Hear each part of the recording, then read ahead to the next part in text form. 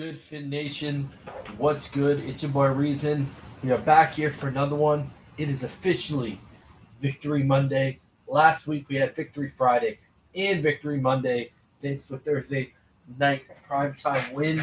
But this week, just Victory Monday, a 24-17 win by the Miami Dolphins over the New York Jets. I hope everyone had a good Sunday evening, and I hope you've had a good Monday so far. It's the start of the week. I mean, the start of the week is never a fun time, but it's a little bit more bearable when we're coming off of a Dolphins win.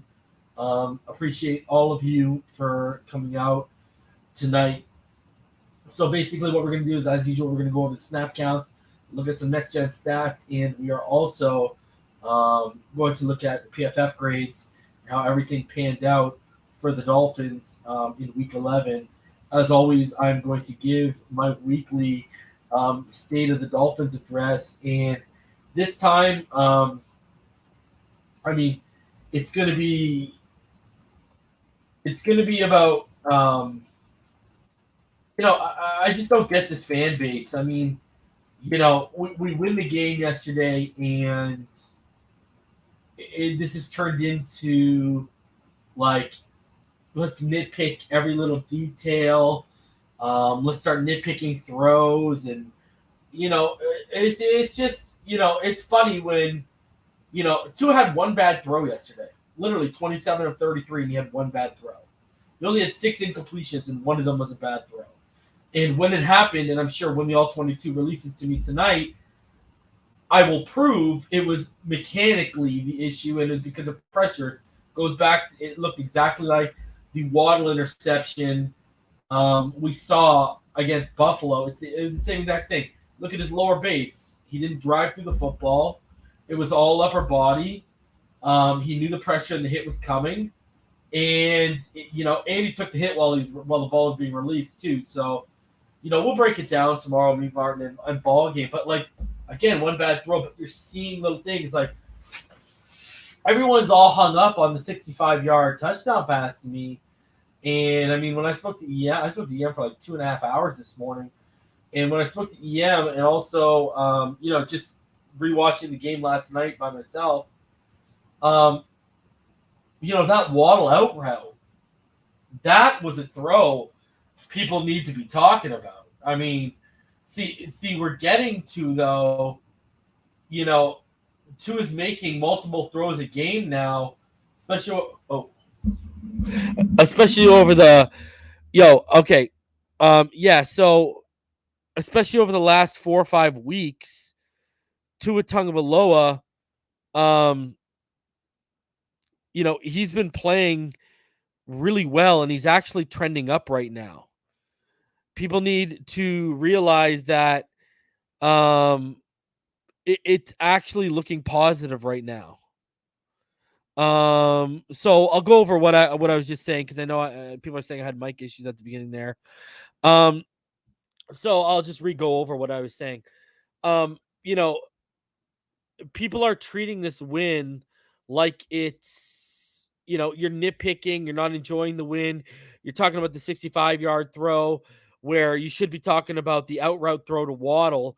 That was a really nice throw, and that was in perfect coverage. I mean, I talked to EM for about 2.5 hours this morning, and that was the throw we were talking about. We weren't even talking about the 65-yard throw really all that well. And, my weekly State of the Dolphins address is going to be this. Tua is trending upwards.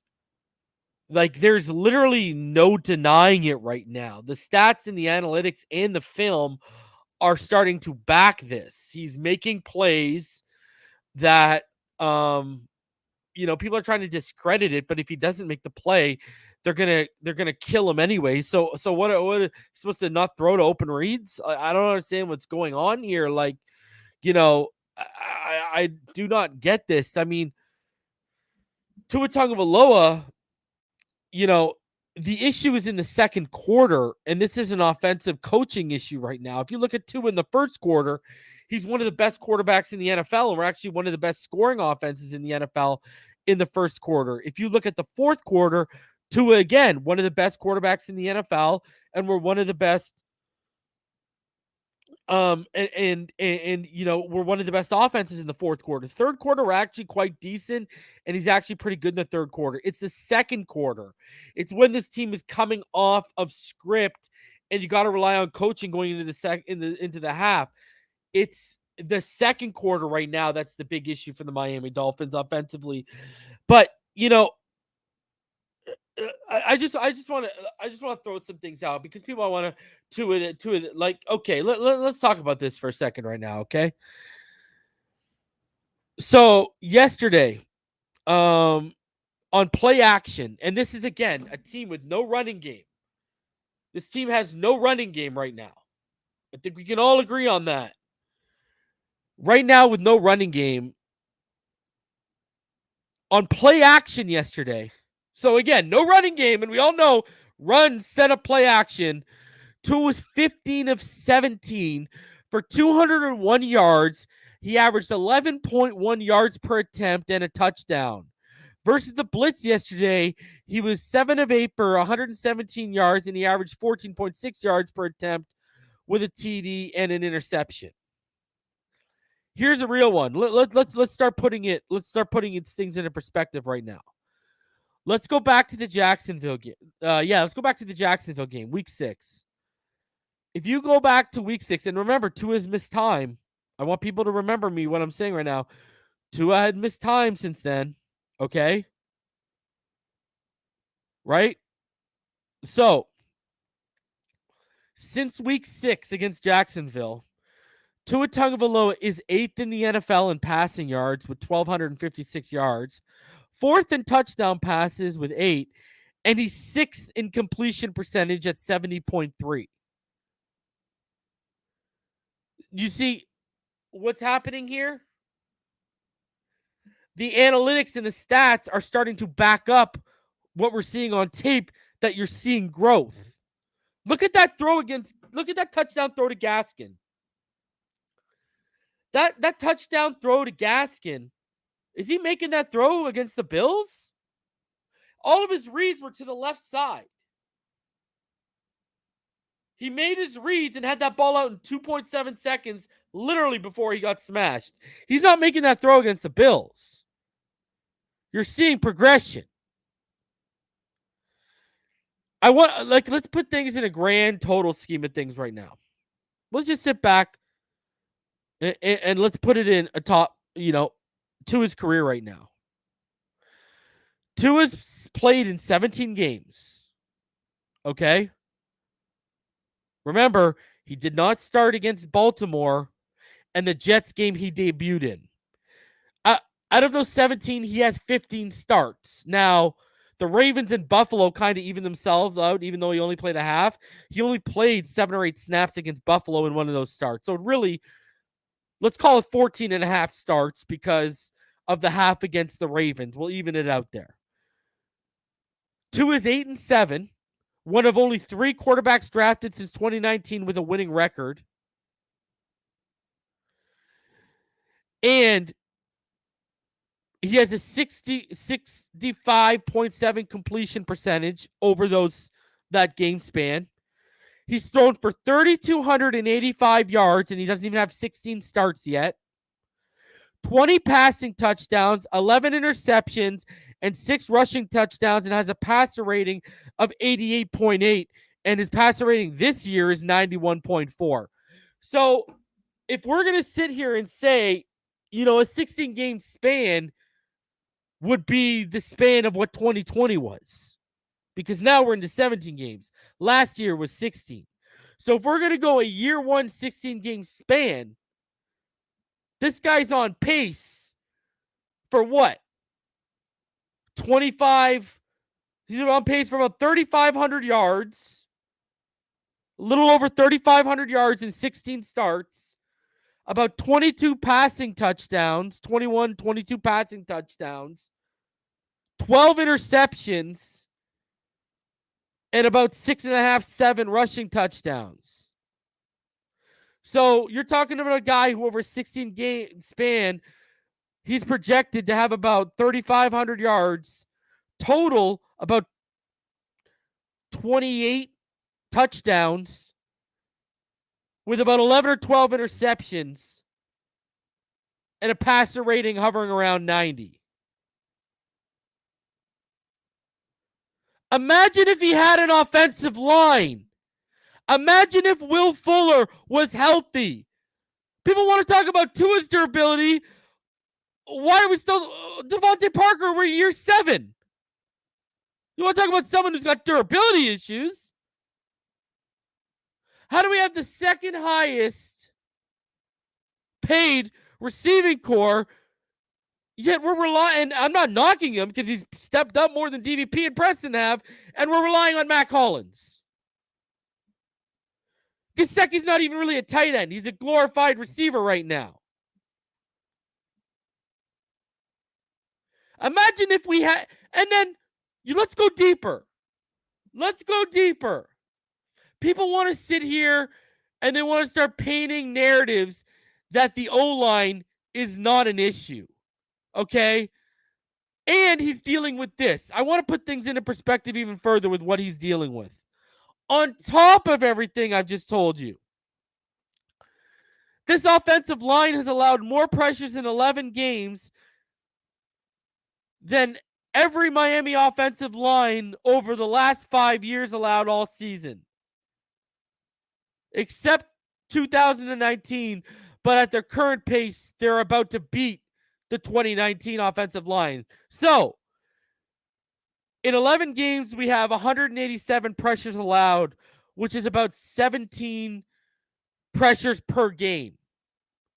In 2017, we allowed, in a full season, 153 pressures, 9.5 per game. In 2018, we allowed 173 pressures, 10.8 per game. In 2019, remember when we were historically bad? We allowed 228 pressures, 14.2 pressures per game. That's still almost 3 full pressures less than what we're allowing right now. And then last year, we allowed 8.9 pressures per game. We allowed 143 total. And the pressure numbers should be higher, but Tua gets the ball out quick.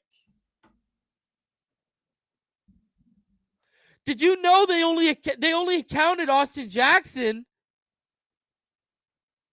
They only accounted, if you guys remember the play, Tua stepped back and Austin Jackson got pancaked, but Tua got it out before the man got crossed the line of scrimmage, but Austin was on his ass.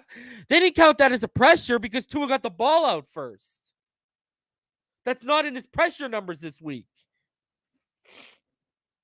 Tua is literally masking the pressure numbers of this offensive line with his release. Like, that is literally a non-debatable fact. So when people talk about him elevating people around him, he's elevating a bunch of jabronis on offensive line around him statistically.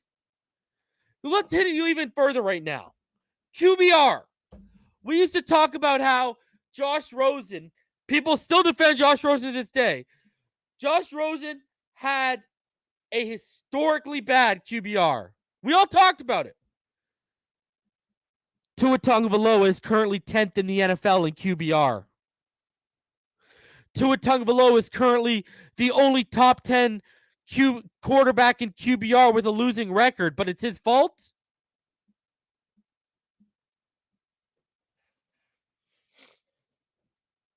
This season, I mean, losing record, by the way.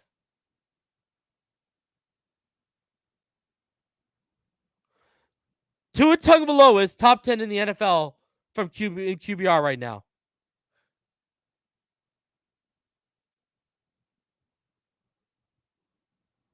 People want to talk about Tua. Guys aren't going to separate. You got to make NFL throws. Well, right now, Tua is averaging throwing. He has an aggressive throw rate of 19.7. Okay? Almost 20% of his throws are going into windows where the receiver has separation of 1 yard or less. For context, Patrick Mahomes, Kyler Murray, Josh Allen have less than 12.5% aggressive throws this season.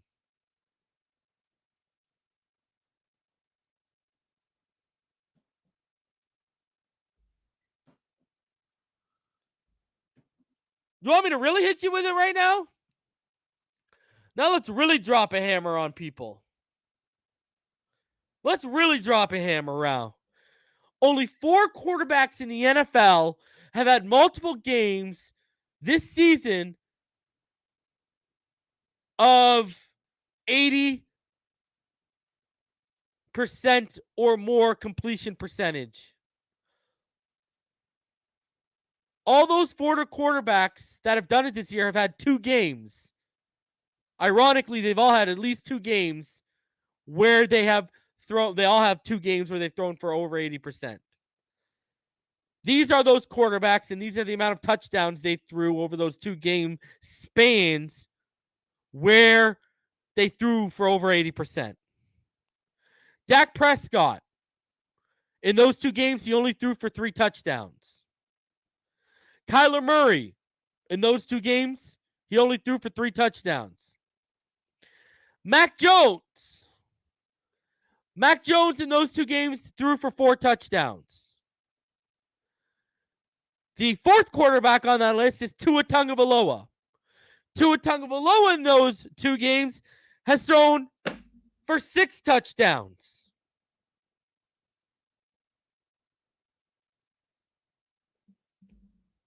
See, I notice how people don't want to start talking about the stats now because now the stats are starting to back up arguments. Right?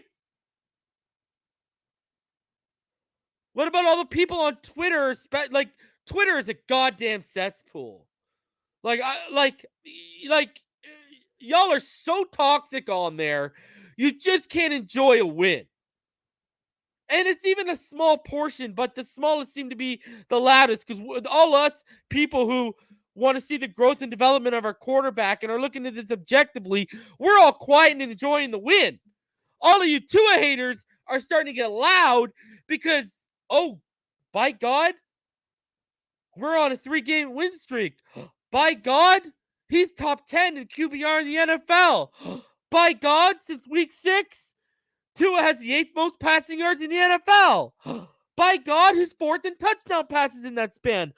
By God, he's 6th in completion percentage in that span. You're seeing the statistics and the analytics are starting to back the tape now. It's starting to even out. It's literally starting to even out. Guys, I told all of y'all. I've been saying it for multiple weeks. All these people trying to tell you was about the receivers. It was never about the receivers. It was always about the offensive line first and then the running game. Tua's not adjusting to having shitty weapons. Tua's not adjusting to not having a running game. Tua is adjusting to having a shitty offensive line. And Richmond Webb, the greatest lineman in Dolphins history, bar none, the greatest lineman in Dolphins history, says it's hard to grow and properly develop and get comfortable in a pocket when you don't know whether the leak is coming from the right, the middle, or the left. Usually it's one guy that's the weak link and you know where the leak is coming from, so you have extra set of eyes in the back of your head feeling for that. Thank God Tua has elite pocket presence. Yeah, I called it elite because it's got to be elite. People want to nitpick that throw. Yo, the man maneuvered through the pocket, saw the window, and just stepped up and threw it. That was all upper body. He didn't even step in and drive that.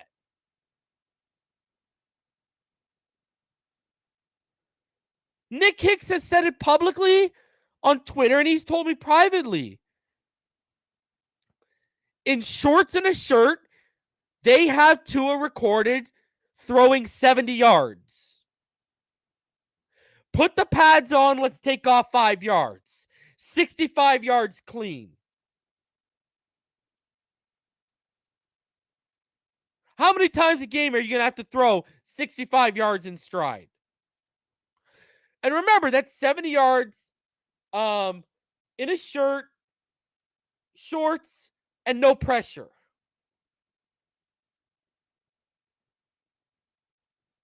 Like, put this shit into perspective.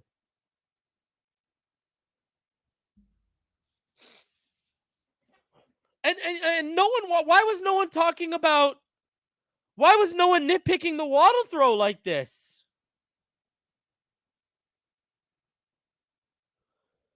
Why was no one nitpicking the Waddle throw either this week on the out route or the week before?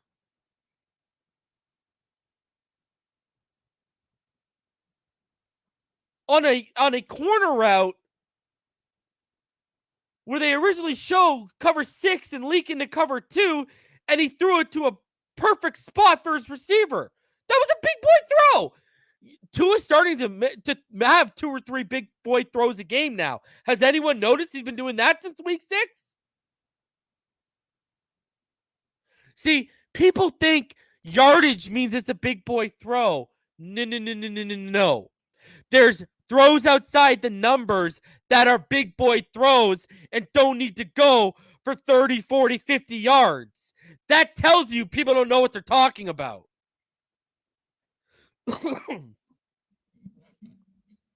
I'm just saying. People are showing their casual side and that they're in over their head and they're out of their depth. You know how hard it is to throw a 10, 15-yard comeback route or a 10, 15-yard out route against man coverage in the NFL? Do you know how hard that is? That's not easy, man. What does Belichick do every time he faces Justin Herbert? What does he do? What do you do to beat Herbert? You push him towards the sidelines. You take away the middle of the field and the seams. You push him through the sidelines. Because even with that cannon, it ain't about the cannon when you get to those sidelines. It becomes about ball placement and accuracy and anticipation making those throws. Yeah, you can have all the arm strength in the world, but if you don't got the ball placement for those throws, no. And Herbert gets picked outside of the numbers a lot, too. People don't talk about that.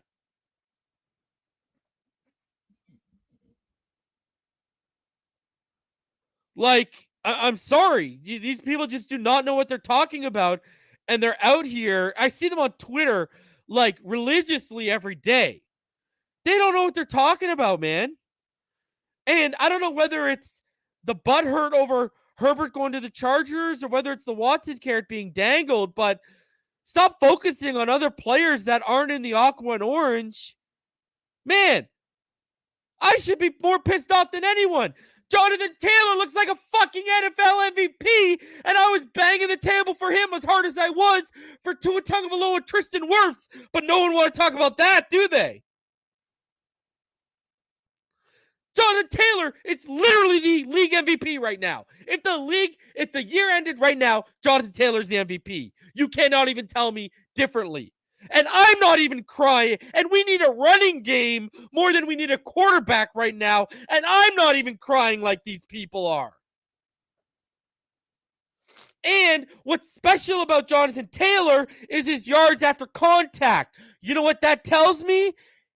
He can make it work with a shitty offensive line. Why does Gaskin suck and Ahmed suck behind this offensive line? Because of their yards after contract. They're the worst in the NFL. When you have a shitty line, you have to be good at yards after contact. That's the only way you're going to produce. And that's how Jonathan Taylor produces. Because he's been working with a beat-up offensive line in Indianapolis. These guys aren't world breakers out there. Quentin Nelson been fighting through pain all year. They've had Julian Davenport starting for multiple games this year. Don't sit here and act like he's working with stars. The guy's an MVP right now. What? I should be crying more than anyone. Yeah, Herbert won Rookie of the Year, but he ain't in MVP running because where were all these motherfuckers when Herbert sucked for 4 weeks? If you actually looked at it from week 6 to 10, from week 6 to 10 in this same span, two have been balling. Herbert's actually been statistically and analytically one of the worst quarterbacks in the NFL.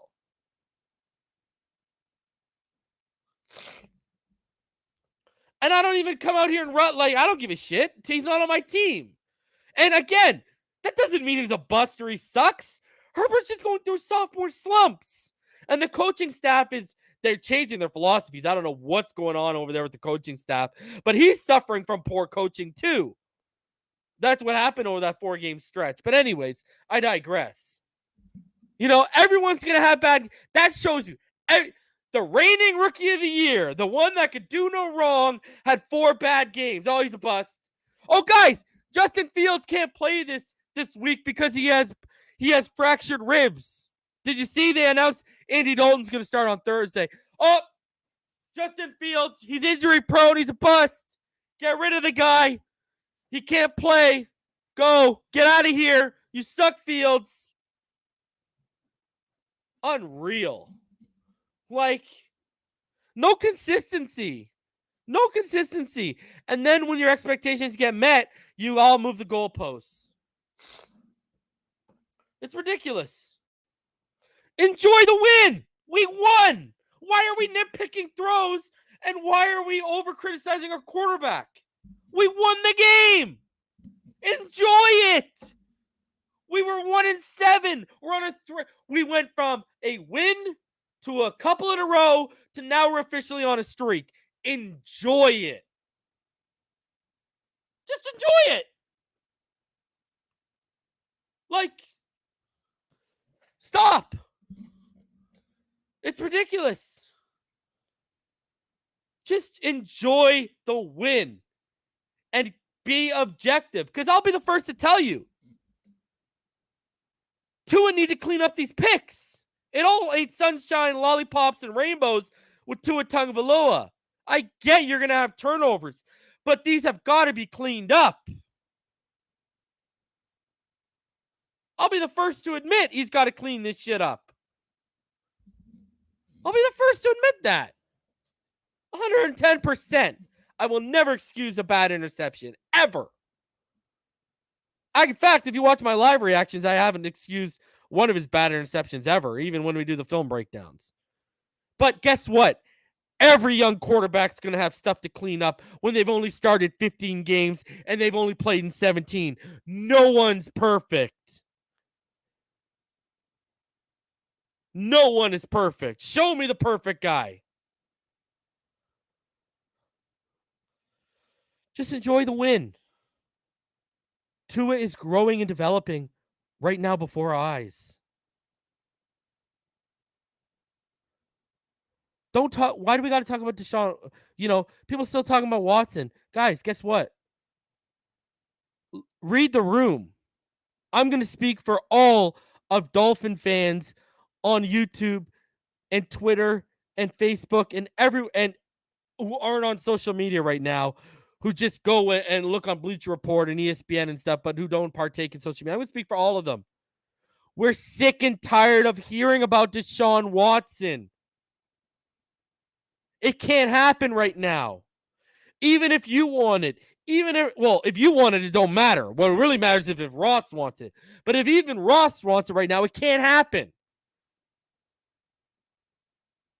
Wait till February, March. It's going to come back anyways. Right now, enjoy the ride. We got nothing to lose, and we are playing to do what people are calling the impossible, and that's somehow get back to 500 and somehow get in the conversation of sneaking in on that 7th round seed. Let's just enjoy the ride right now. Let's watch how these, not just Tua, let's watch the development of Jalen Phillips, Javon Holland. Justin Coleman's coming into his own right now. Emmanuel Ogba's playing fantastic football. The offensive line with Tua behind it is looking better with him because Let's watch the growth and development of the offensive line. Like, let's watch the growth and development, enjoy the development of Jalen Waddle. Like, at 4-7, it's time to start enjoying the little things when they're given to us. Christian Wilkins is blossoming before our eyes. Like, just enjoy it, man.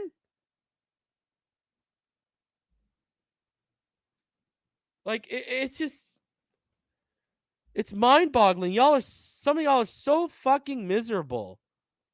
Like, I'd hate to be your spouse or your friend in real life, man. I'd hate living like that. Yeah, that's why I've fallen back on some of these social media platforms. Because I can't put up with some of y'all, man. Y'all are so negative and just try to pull everyone down around you when all we're trying to do is be positive, because positive things are happening to a season that started really fucking negatively.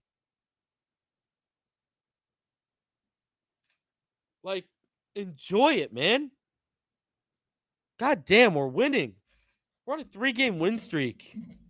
Not y'all are nothing. And let's be honest, for some of y'all are, y'all are worse than fucking any coach on the team that could not want to, or any executive that could not want to, because Tua could come out here and play like Mahomes, and y'all will still find reasons to hate on his performance. It's fucking crazy, bro. Like, it's ridiculous, man. Like, it's ridiculous. I've never seen people try so hard to discredit a 23-year-old kid in my life. Like, man, I hope some of y'all are parents for real. But just my whole thing is, this kid, I've given y'all the stats, I've given y'all the facts. He is literally progressing in front of us. And the team is winning. Javon Holland should be in the running for Defensive Rookie of the Year. Jalen Phillips looks by year 2 or year 3, he's going to be a legitimate impact player. Brandon Jones has turned a corner since the second quarter of the season started. Like, Jalen Waddle has, you know what? I know a lot of people talking about. I'll be the first one to mention it. You haven't seen this anywhere. Have y'all noticed how good Jalen Waddle's been at cleaning up his dropsy issues that everyone was worried about? You remember Omar Kelly made a big deal about them in training camp. We saw it a little bit in preseason at the end of the season. For all the volume of targets he's had, look at how good of a job Jalen Waddle has done at cleaning up the dropsies and overcoming the mental aspect of it. And me and EM had this conversation today. You know what's going to be so great about him? And EM made this point, and I agree with it 110%. It's just like Terrell Owens. Terrell Owens was groomed from inside out in San Francisco so he could be used in the slot or on the boundary, whereas a guy like Randy Moss was strictly a boundary guy. You know, AB's the same way. AB, boundary and slot. So, so that would make me pull back my criticism on how he's being used a little bit. I still don't like the average depth of target to his routes. I think that needs to be improved. But, like, there's positive things going on. We had 3 picks in the top 40, and Chris Greer looks like he might have hit 3 home runs. Do you know how I don't care about their? And here's the other thing. I'm gonna be the one to say it. If Tua keeps trending in the right direction and Tua is a hit, the rest of the draft class doesn't matter. Even though Brandon Jones looks like he's going to be more than serviceable, Robert Hunt is going to be good in the long run. I think. It won't matter about any of that, because if you hit on your quarterback in that draft, what do you say? Even if he's on the New Orleans Saints, if he's still a hit, Greer still got it out of the park. It's just the coaching staff here and the regime here wasn't good enough to get him at the next level and get the ceiling. That's all that'll say. That'll be just a further indictment on us as an organization if he goes somewhere and balls out. That's what that'll be. So there's just positive things going on, man. Enjoy the wins. We've been yearning for them.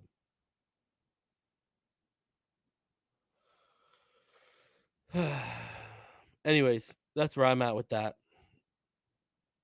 Guys, smash that like button. Subscribe if you're new. We are only like 12 away from 5,500. Become a Patreon, patreon.com/Phinside the NFL. Also become a member. Hit that join button right next to subscribe. Make sure your notification bells are turned on, so whenever I go live or I post a new video, you guys get the notification right to your box. Appreciate each and every one of you guys for showing up. Let's get into the review and the recap a little bit from yesterday's game against the Jets. First, as usual, let's start off with the snap counts.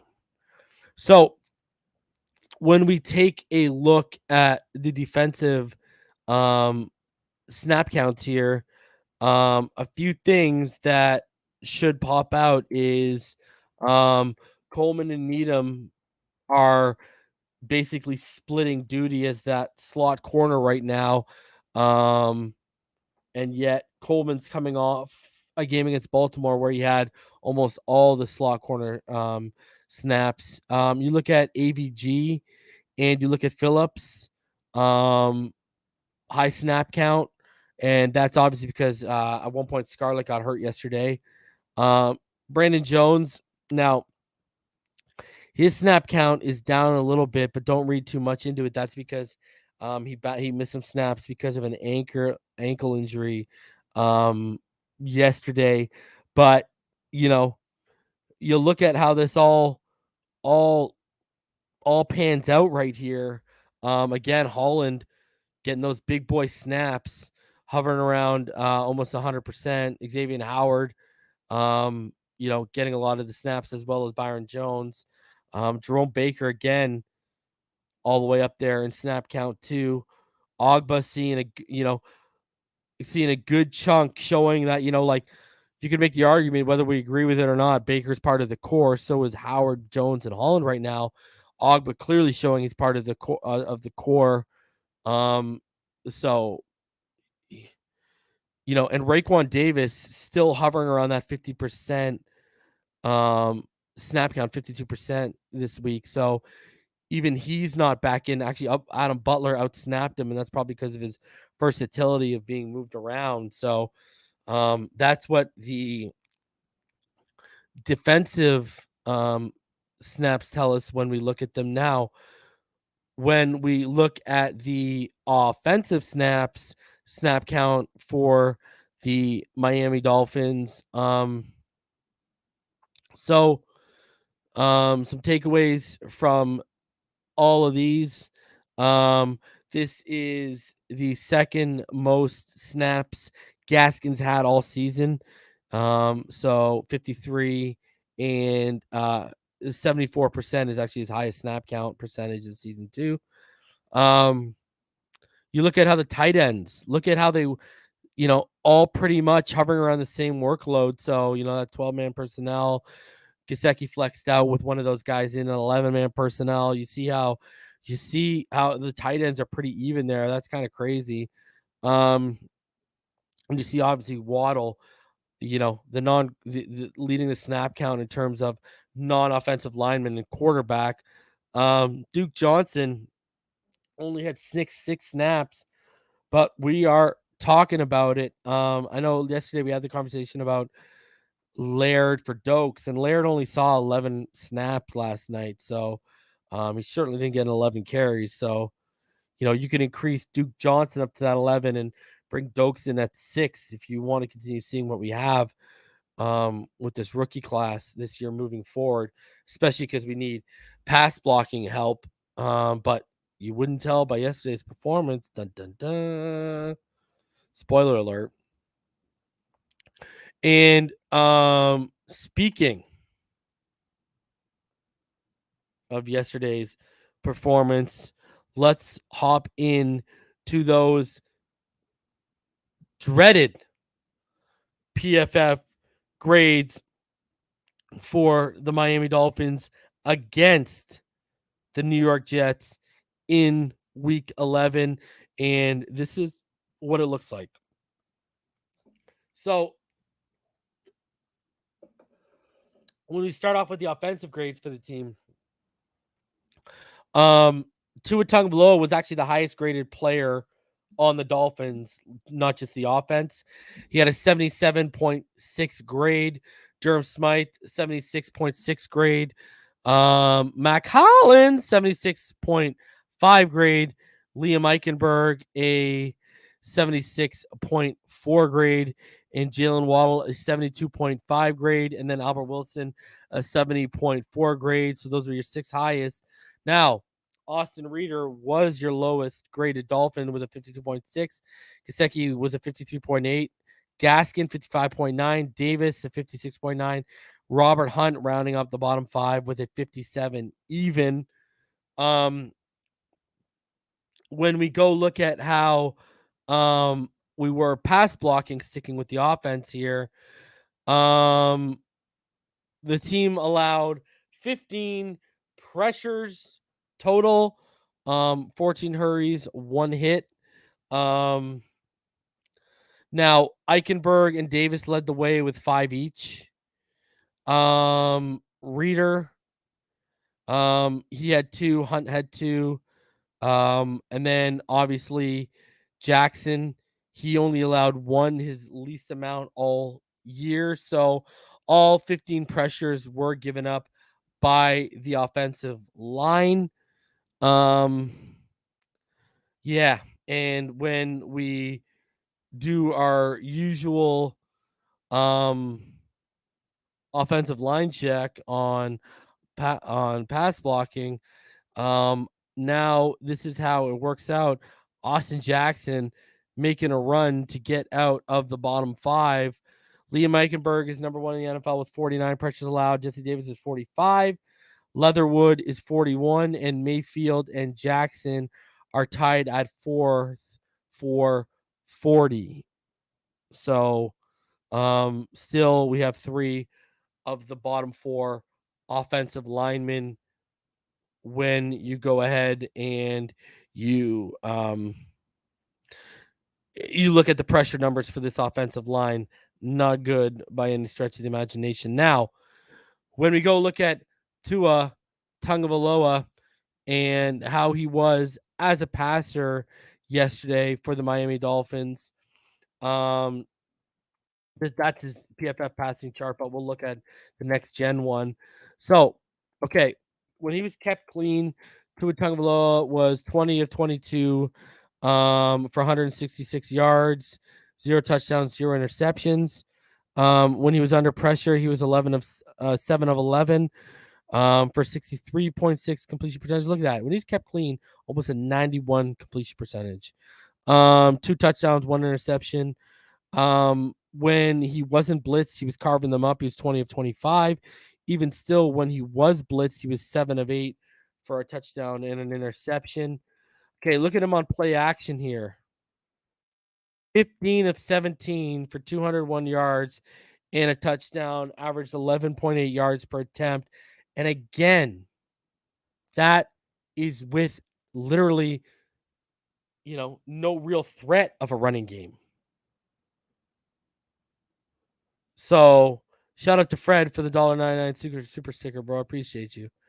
So you look at how that works out. That's, Tua is doing his thing. I don't know what else to say.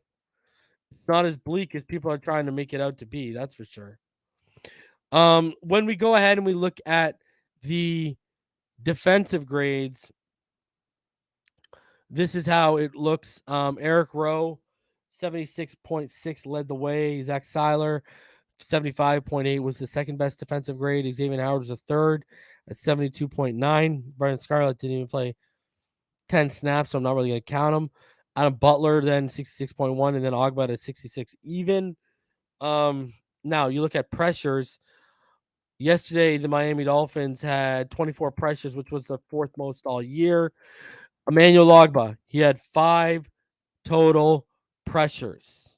Why does that matter? It matters when we go by position and we go down to defensive grades, and we go down to the pass rush, and we go into here, and we see that in terms of pressures, Emmanuel Ogba, because there's ties, remember? He's currently 6th in the NFL in pressures. Okay. There's 2 tied for 5 right there. He's 6th in the NFL in pressures. He is tied for 3rd in the NFL for quarterback hits. He is top 10, right? He's 7th in quarterback hurries. And then if you go by batted balls, he's actually number 1 in the NFL amongst edges with 7. So pay this man. He is performing at a top 10 edge rate, and the film backs the statistics and analytics here. That's just a fact. If you watch on film, the guy's so disruptive. I mean, he couldn't stay out of my Jalen Phillips, film study because he's so goddamn disruptive. He's so good. Pay this man. Stop playing games. Pay this man. And now, because you waited, it's going to cost you more than it would have in the offseason. Did it to yourselves. Now, when we go and we take a look at coverage. So, Byron Jones, he was targeted 9 times, allowed 6 receptions for 65 yards, 36 yards after the catch, and 4 first downs and a touchdown. Now, Jameson Crowder, he had the touchdown against him. Byron Jones also had a pass breakup on Braxton Berrios, but Elijah Moore was 2 for 3 when he was targeted against Byron Jones for 20 yards and 2 first downs. Xavier Howard, 3 for 3 Elijah Moore was when he was targeted for 1 first down and 32 yards. But Xavier Howard, he kept Davis in check, Crowder in check, Kalen Cole in check, and had a pass breakup. Eric Rowe, he also had a pass breakup on that Ryan Griffin play. But Jamison Crowder, 3 targets, 2 receptions against him for a total of 23 yards and a first down. Jerome Baker, he allowed 3 receptions on 4 targets, but only 15 yards. Justin Coleman, 3 receptions on 4 targets against him for 26 yards and 2 first down. Brandon Jones, he allowed 2 receptions on 3 targets for 34 yards and 2 first downs against him. And Javon Holland, who got charged against that because he was out of position a little bit. I'll watch the All-22 tonight, but he got charged for that Elijah Moore touchdown that Byron Jones didn't play the man. He played the ball and stretched out for. Well, that went against Javon Holland. 2 receptions, 2 targets, 84 yards because of the 62-yard touchdown reception. Obviously, 2 first downs and a touchdown against. So that's who got charged of that. And then Jalen Phillips, he was dropped back into coverage against Ryan Griffin, targeted, only allowed 5 yards. So that's how we matched up in coverage.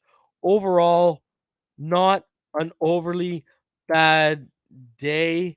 Obviously, we love the Elijah Moore. We love that Elijah Moore touchdown back, right? There's no doubt about that.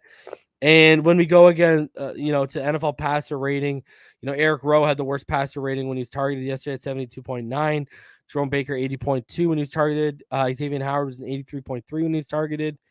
Phillips, 87.5 when he was targeted. Coleman, 91.7. And then Brandon Jones allowed 104.9 when he was targeted. Byron Jones, 124.8 passer rating when he was targeted. And Javon Holland, a perfect passer rating of 158.3 when he was targeted because of the Elijah Moore touchdown, clearly. So that is how the defense stacked up. And those are the offensive and defensive PFF grades for Week 11 in the Miami victory over the New York Jets. Now, let's keep it rolling here. Let's get into some passing charts, and then let's get into some next-gen stats. Starting off with Flacco against our defense. So Flacco, you see right there, you know, if you look at beyond 10 yards, um, I think he threw the ball 11 times. And he was 4 for 11 beyond 10 yards against the Dolphins. You see a lot of short stuff, and that was because of the blitzing.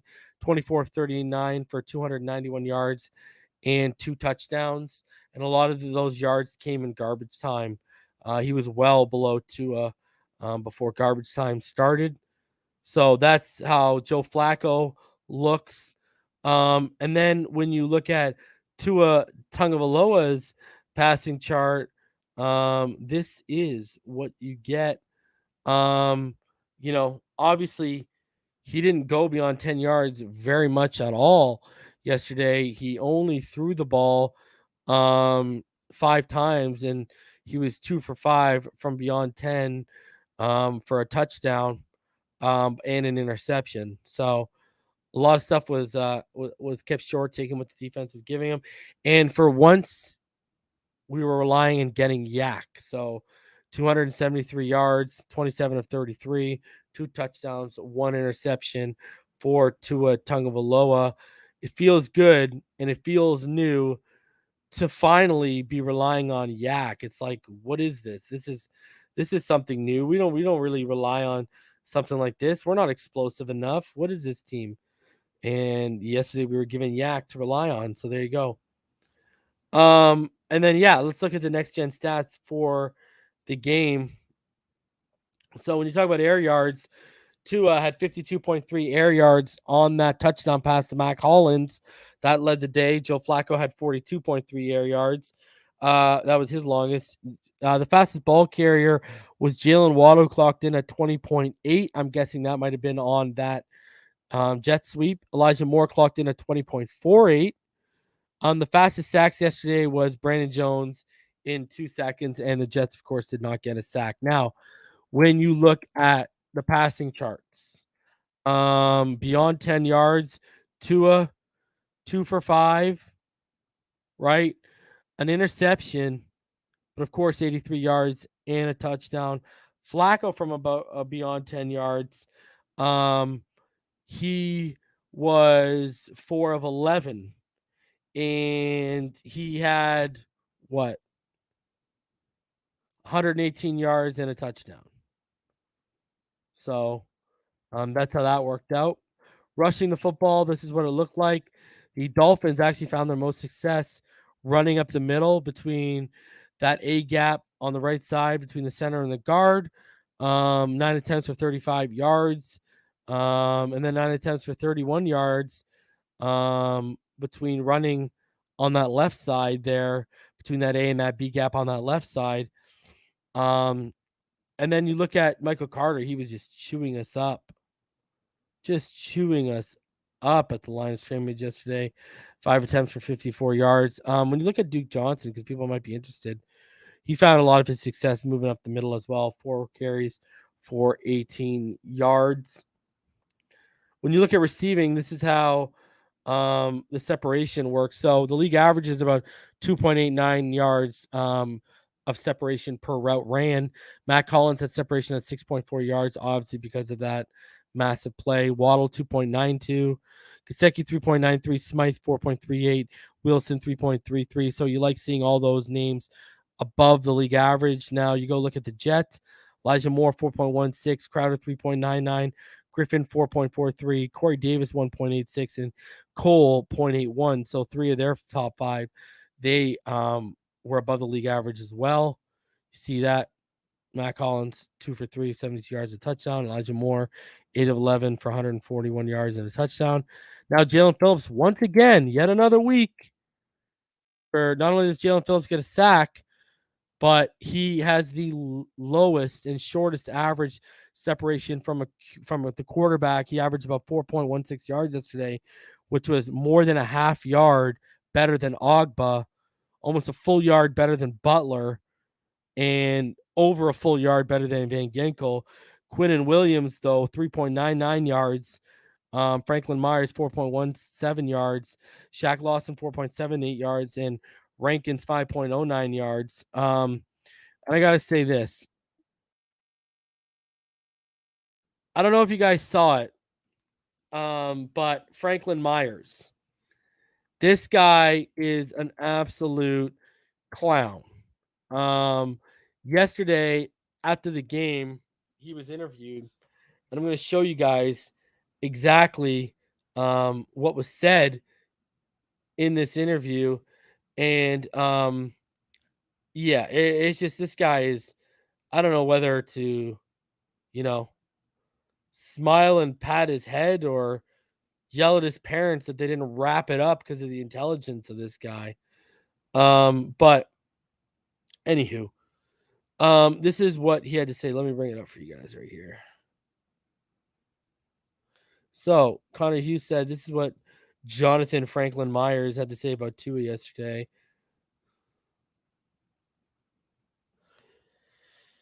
Jonathan Franklin Myers said Tua beat the Jets by throwing up prayers, and sometimes prayers are answered. Well, Jonathan Franklin Myers, I'm going to say to you this. If over 81% of your prayers in this world get answered, there is literally no other explanation other than Tua must be Jesus. And Tua 316 says, we just whooped the Jets' ass. Because I don't, to get 80% of your prayers answered, that's at a pretty good freaking clip. All right. That's what I got to say. So, again, if this is the truth, Tua, we got Jesus. And if all these prayers are getting answered to celebrate, Tua must have went in the shower after the game and walked on water. I don't know what went down, but Jonathan Franklin Myers is an absolute idiot. He is the jabroni of the week. That's for sure for that comment. That guy signs his contract extension and absolutely disappears. So I don't know what to say, Jonathan Franklin Myers, except 2 at 316 says, we just whooped your ass. All right, you clown. Jabroni of the week, Jonathan Franklin Myers. Even Jet fans were ripping on Jonathan Franklin Myers, okay? Even Jet fans were giving him the work. It wasn't just your boy, because I threw this up and said 2 at 316 because I gotta. But even Jets fans weren't having it with his little description. All right?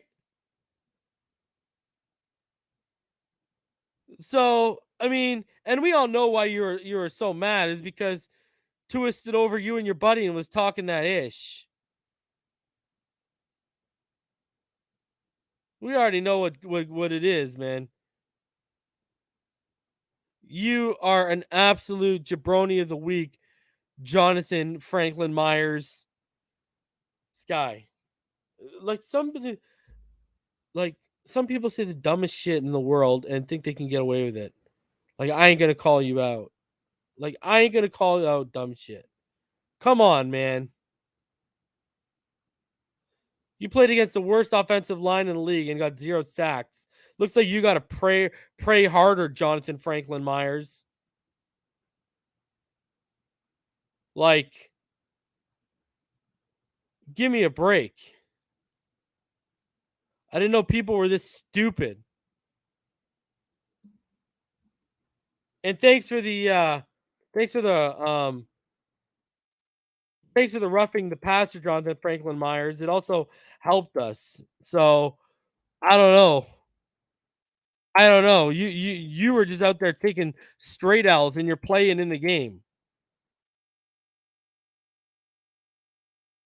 And I never even talk about a nobody with an opinion. Holy crap. And if all these prayers are getting answered, what are you trying to say? God hates the New York Jets? Is that what we're getting at? God hates. Is that their new narrative? God hates us? Like, you heard a kid say the darndest things. Well, these are stupid motherfuckers say the darndest things. Like, unbelievable. Unbelievable. Such a horrible take. And if you go and find that tweet, to absolutely watch Jets fans just shredding him apart in the comments is so funny and hilarious. Like, it'll make your night. Because even they aren't letting this idiot get away with that. Pretty bad when your own fan base ain't letting you escape. Especially Jet fans. These guys are the first to excuse bad play. It's the Jets. They defended Mark Sanchez for how long? And yet they won't defend you and your take? Ouch. Ouch, bro. Ouch. So that is my jabroni of the week. I don't know what else. I don't know what else to say. These people are brutal. So, I saw a Jets fan say, "Nice accountability, you fucking dork," and I just lost my mind. I was like, "This is the funniest thing I've seen." Oh my god. Oh, Jonathan Franklin Myers, you are the worst. Enjoy TUA 316. We just whipped your ass. All right. There you go. Paul Bellini got it. Thou doth not speak as ill of thy savior. There you go. So, guys, that is my review and recap of the game. I'm gonna get out of here because tomorrow night, me, Martin, and Ballgame are going to be back. We are going to break down every single Tua Tagovailoa drop back, and we are going to, there's going to be like at least another 40 clips for us to break down. So it's going to be a long one tomorrow, that's for sure. So be sure to tune in. We'll probably be starting around 9:30 as usual. And Martin, I am going to start a jabroni of the week, and we're starting it this week with Jonathan Franklin Myers. And I'm probably going to get a graphic made up because we're just going to do it like that. I think I'm going to add that to the Monday show. It's going to be the jabroni from the past week. So appreciate each and every one of you for coming out. I will see you guys tomorrow. I hope y'all stay happy, healthy, safe, blessed. Don't let people pull you down. Enjoy the win. Tua is progressing right before our eyes. And you know what? Just enjoy the plays by Holland. Enjoy the plays by Phillips. Enjoy Brandon Jones coming into his own. Enjoy Christian Wilkins developing and taking a leap this year.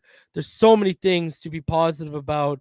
Do not let the negative Nancy's bring you down and dim your light, my friends. I will see y'all tomorrow where we break it down with Tua, where we kill some more narratives. And I've actually never asked you to share videos very much. Share this video, especially that opening State of the Dolphins address. Clip it up, throw it up.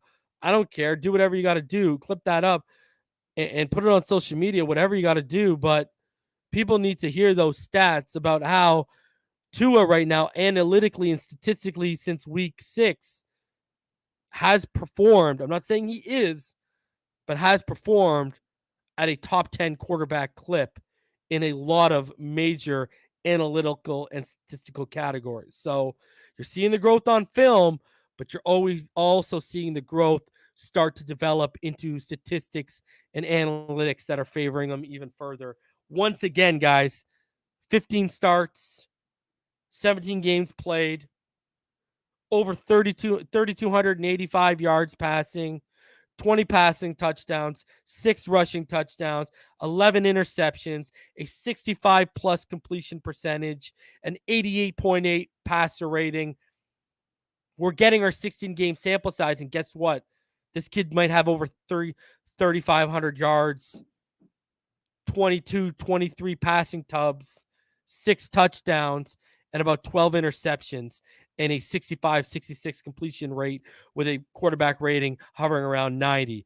I don't see the problem in that. You tell me where it is. Appreciate all y'all. We'll see all y'all tomorrow. Love each and every one of y'all. Shout out to each and every one of y'all. Enjoy your evening.